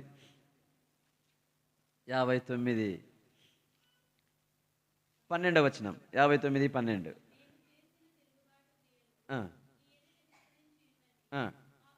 గమనించండి, మా పాపములు మా మీద సాక్ష్యము. అయ్యో, ఎవరు ఏం సాక్ష్యం చెప్తాయండి? అయ్యో, ఇంకెక్కడ తప్పించుకుంటామండి? నేను చేసిన పాపము నా మీద సాక్ష్యం చెబుతుంది, నీవు చేసిన పాపం నీ మీద సాక్ష్యం చెబుతుంది. అయ్యో ప్రభువా, ఎక్కడ తప్పించుకుంటాము? ఇది సాధ్యమేనా? మనం తీర్పు గురించి ధ్యానిస్తున్నాము. ఆ తీర్పులోన మనం తప్పించుకోవడానికి సాధ్యమవుతుందా? తీర్పు 2 రకాలుగా ఉంటుంది. ఒకటి, విశ్వాసులకు తీర్పు వేరు, మరి తర్వాత అవిశ్వాసుల తీర్పు వేరు. మనం చదివింది ధవల సింహాసనం తీర్పు అవిశ్వాసులకు, మారు మనసు పొందని వారికి, లేదా శ్రమల కాలంలో ఎవరైనా మరి రక్షణ పొంది చనిపోయిన వాళ్ళు, అలాంటి వారికి ఆ తీర్పు. కానీ దేవుని పిల్లల మనకు కూడా తీర్పు ఉంటుంది. మనం కూడా దేవుని సింహాసనం మీద నిలబడాల్సి వస్తుంది, న్యాయపీఠం ఎదుట. చూడండి, 2వ కొరింథీ పత్రిక 5వ అధ్యాయం. 2వ కొరింథీయులకు రాసిన పత్రిక 5వ అధ్యాయం 10వ వచనం చదవండి. 10వ వచనం. ఎందుకనగా అన్నలు యవనస్తులు ఉన్నారు, మీకు ఎవరికి చదివేకి రాదా? ఎవరు చదవడం లేదు? అన్నలు చదవాలా? అక్కడ మాత్రమే ఆసక్తితో చదువుతుంది, మిగిలిన వాళ్ళు కూడా చదవాలా. దయచేసి చదవక, పర్లేదు చదవక. తాను జరిగించిన క్రియల చొప్పున అవి మంచివైనను సరే చెడ్డవైనను సరే దేహముతో జరిగించిన వాటి ఫలమును ప్రతివాడును పొందినట్లు మనమందరమును క్రీస్తు న్యాయపీఠం ఎదుట ప్రత్యక్షము కావలేను. మనమందరం అంటే ఎవరు? విశ్వాసులా? విశ్వాసులే. మనమందరం అంటే పౌలుతో ఉన్న కొరంతీయులు అందరితో, వాళ్ళతో పాటు మనమందరం కూడా క్రీస్తు న్యాయపీఠం మీద నిలబడాల్సి వస్తుంది. అవి మంచివైనా సరే చెడ్డవైనా సరే. చూడండి, పౌలు ఇంకా రాస్తాడు, రోమాపత్రిక 14వ అధ్యాయం. రోమీలకు రాసిన పత్రిక 14వ అధ్యాయం 11, 12 వచనములు, లేదంటే 10వ వచనము, 11, 12 వచనం కలిసి ఉన్నాయండి. మనము మరి 11వ వచనం, 10వ వచనం నేను చదువుతాను, 11, 12 మీరు చదవండి, అర్థం చేసుకుంటూ చదువుదామండి. అయితే నీవు నీ సహోదరునికి తీర్పు తీర్చనేలా, నీ సహోదరుని నిరాకరింపనేలా మనమందరము దేవుని న్యాయపీఠం ఎదుట నిలుతుము. చదవండి.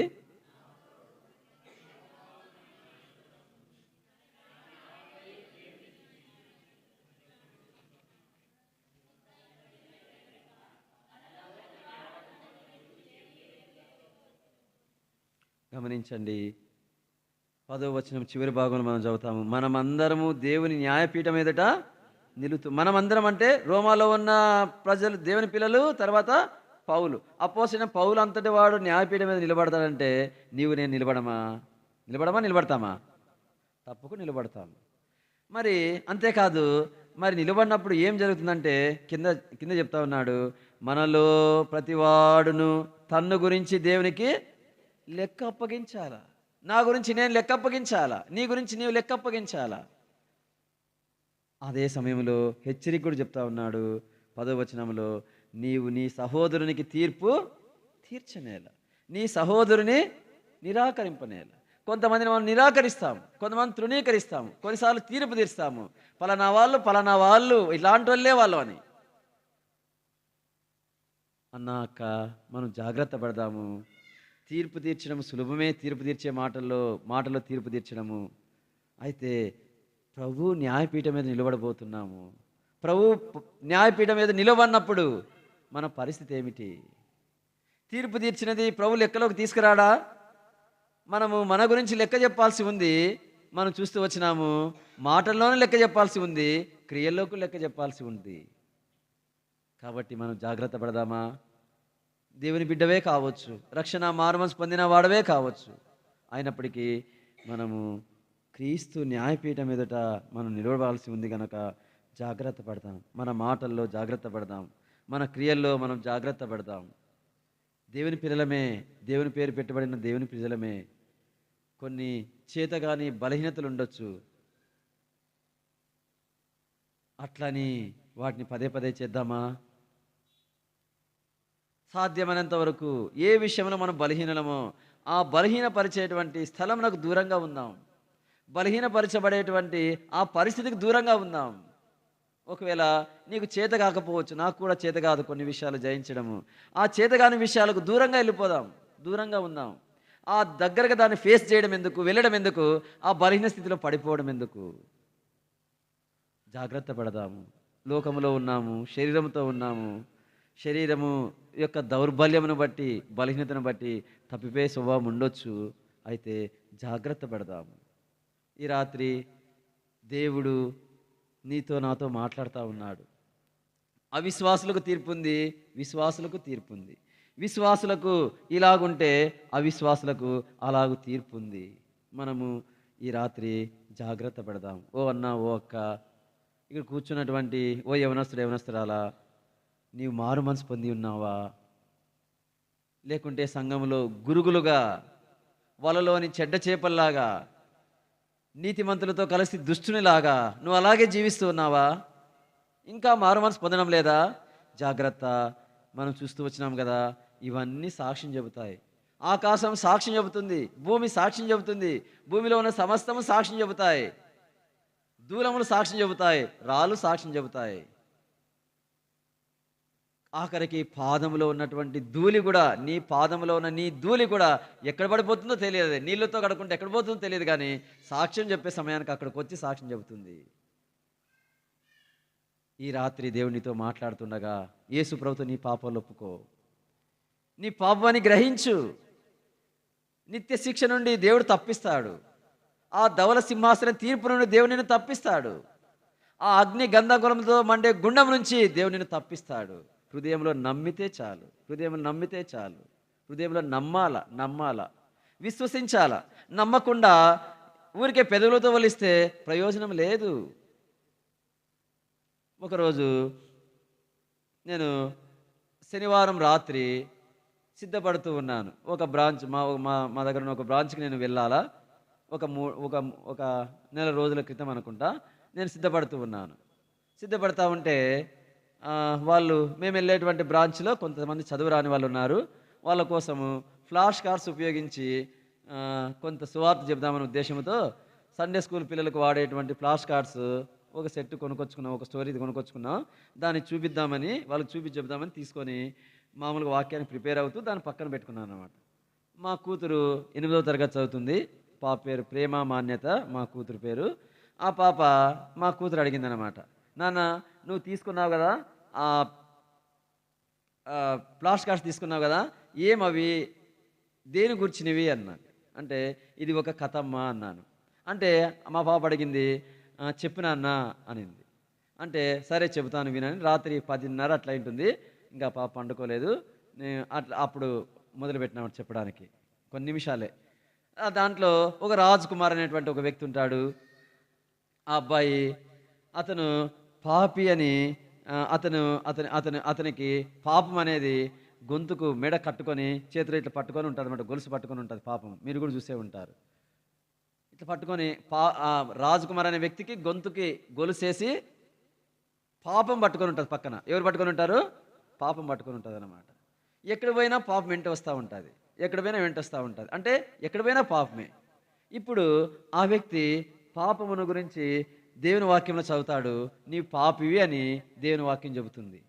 సువార్త వింటాడు, నీవు పాపివి అని చెబుతుంది. ఆ వ్యక్తి ఏమనుకుంటాడంటే, నేను పాపినే కానీ మరీ అంత పాపినేమి కాదులే, పలానా అన్న కంటే మంచోనే కదా, పలానా అక్క కంటే నేను మంచిదాన్నే కదా, పలానా ఆంటీ కంటే నేను మంచిదాన్నే కదా, కాబట్టి నేనేమంత పాపిని కాదులే అని అనుకుంటాడు అన్నమాట.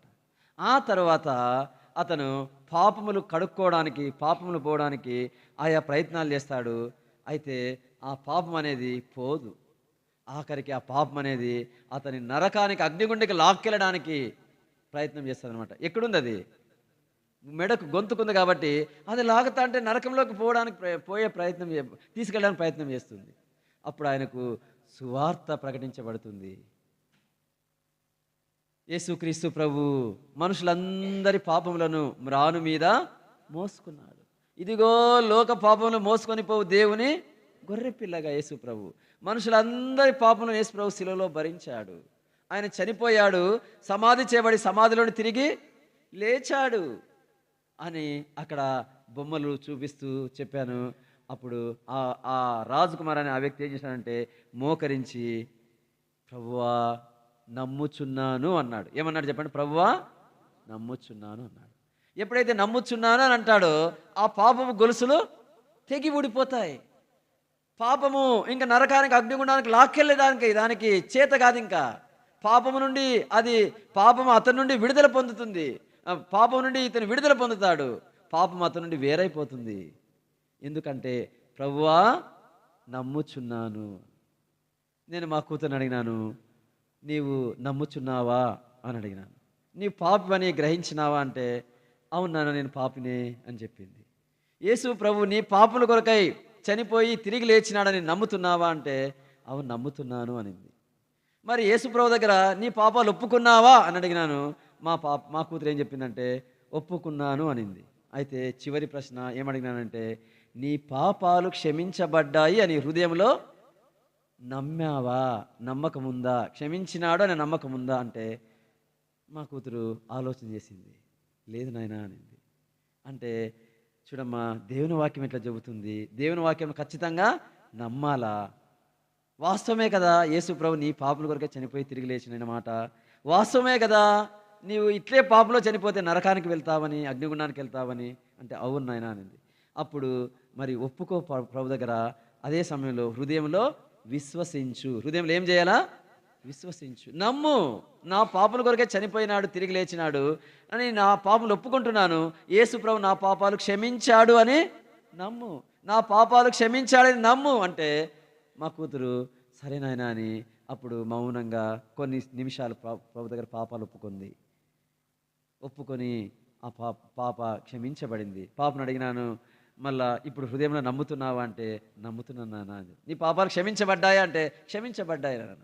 ఇప్పుడు నువ్వు ఎక్కడికి పోతావు చనిపోతే అని అడిగితే ఆ పాప చెప్పింది, నరకం తప్పించుకున్నాను. ఆ ఆనందం అనేది నేను ఎవరికి చెప్పమని చెప్పలేదు మా కూతురికి. మా కూతురు వేరే మా పాపతో పాటు చదువుకునే ఒక పాప వస్తూ ఉంటే, మందిరం దగ్గర ఉన్న విశ్వాసి, ఆ పాపకి ఈ పాప చెప్పింది, అక్క నేను ఇట్లా యేసు ప్రభుతో రాత్రి పాపాలు ఒప్పుకున్నాను, నిన్నటి దినమున నా పాపాలు క్షమించబడ్డాయి, హృదయంలో నమ్మకం వచ్చింది, గత శనివారం నేను యేసు ప్రభుతో పాపాలు ఒప్పుకున్నానని మా పాప షేర్ చేసుకుంది. నేను మళ్ళీ అడిగినాను, కొద్ది రోజులకి వారం తర్వాత అడిగినాను, ఎవరితోనైనా నువ్వు పాపాలు క్షమించబడ్డాయని ఎవరికైనా చెప్పినావా అని మా కూతురు అడిగితే అనింది, చెప్పినాయనైనా అనింది.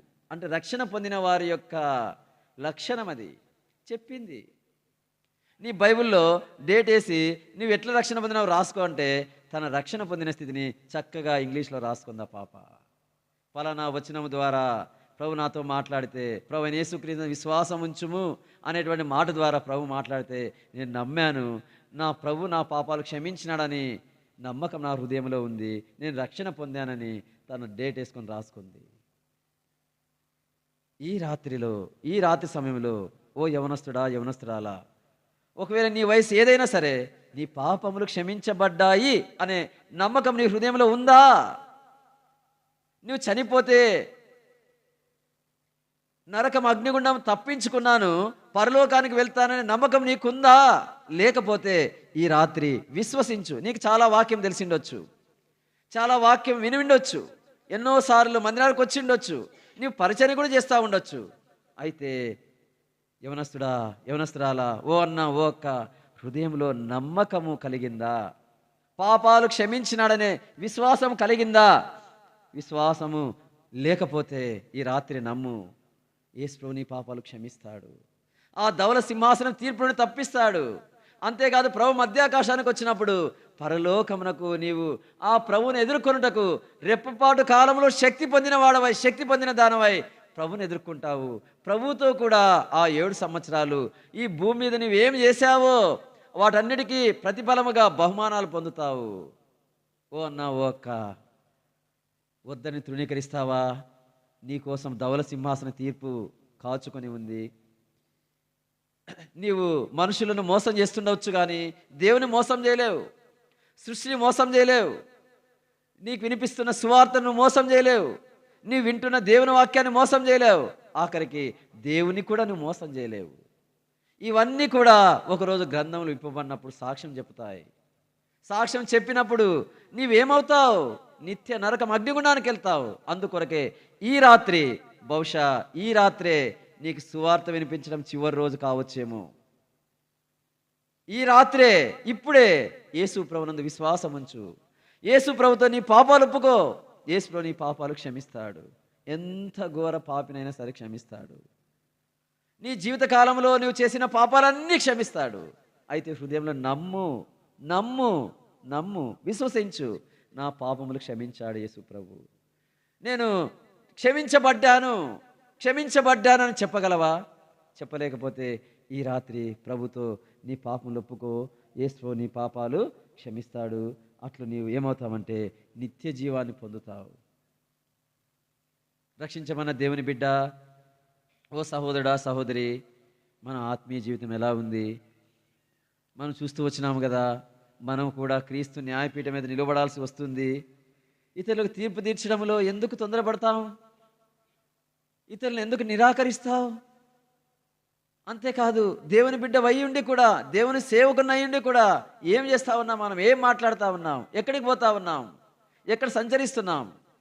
నీవు మర్చిపోవచ్చేమో కానీ దేవుడు మర్చిపోడు సుమా. అన్నీ ప్రభు రికార్డ్ చేసి పెడతా ఉన్నాడు సుమా. ఒకరోజు గ్రంథములు విప్పబడతాయి సుమా. విప్పబడినప్పుడు ఎంత సిగ్గుతో తలదించుకోవాల్సి వస్తుంది.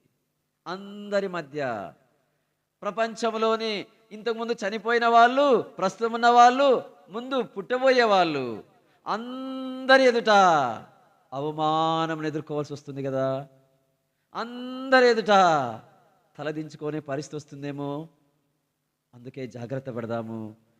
ఇకనైనా మార్చుకుందాం. ఈ సృష్టి ఇవన్నీకి తెలియకుండా ఏం చేస్తాం? మనం ఏమి చేయలేము. అందుకే దేవుని బిడ్డవైనటువంటి సహోదరుడా, సహోదరి, ప్రభు రాజ్యంలో భాగముగా చేయబడిన సహోదర, సహోదరి, జాగ్రత్త పడదాము. మన జీవితాన్ని మార్చుకుందాము. అట్లు మార్చబడినటువంటి జీవితము జీవించుటకు ప్రభువే మనకు కృపను అనుగ్రహించునుగా. ప్రార్థన చేసుకుందాం. దయచేసి మోకరించండి. కళ్ళ తెరిచి అందరు కూడా మోకాళ్ళ మీదకి రండి.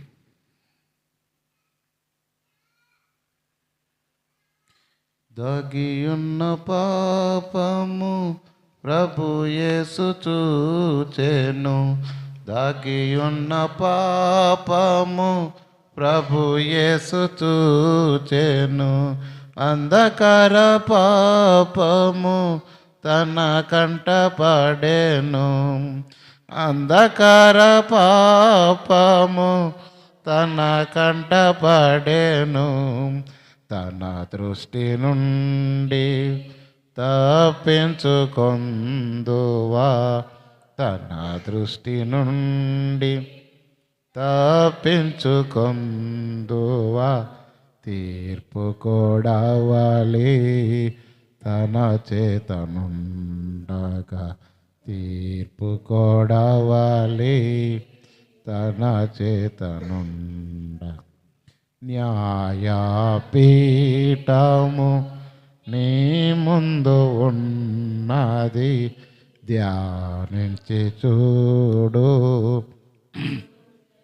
దేవరు న్యాయపీఠము నీ ముందు ఉన్నది, ధ్యానించి చూడు. కూర్చున్న దేవరు అందరి కొరకై గ్రంథములు తెరువగా. అందరి కొరకై గ్రంథములు తెరువక. వారి విషయమై రాసిన రీతిన్, వారి విషయమై రాసిన రీతిన్. దేవ గొర్రె పిల్ల న్యాయము తీర్చును. దేవ గొర్రె పిల్ల న్యాయము తీర్చును. తన చేటనున్నది తీర్పుకై చేట. తన చేతనున్నది తీర్పుకై చేట.